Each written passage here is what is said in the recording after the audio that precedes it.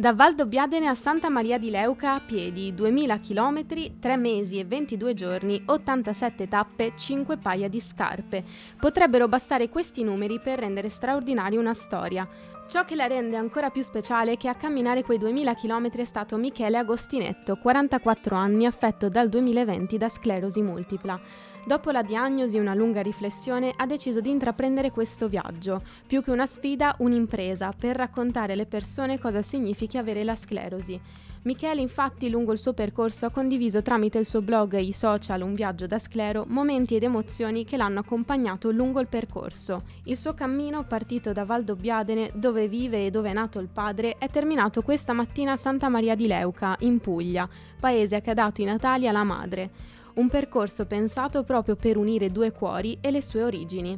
L'emozione è ancora altissima, c'era mia mamma, c'è mia sorella, insomma un'accoglienza stupenda. Ad attenderlo dunque, tra gli altri, anche il sindaco di Valdobbiadene Luciano Fregonese, che insieme alle persone presenti e tutte quelle che hanno seguito il viaggio di Michele sui social non l'hanno mai lasciato solo. È stato bello accompagnarlo giorno per giorno e ci ha dato anche modo, Michele, di stringere amicizia a distanza con 87 comuni italiani.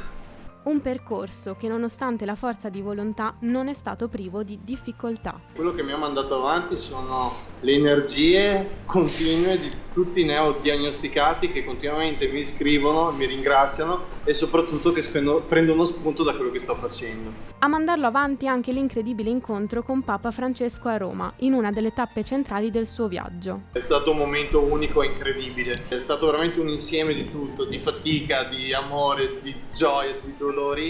Il Papa è stato una pedina fondamentale, sicuramente anche lui ha avuto tanta energia per ripartire da Roma.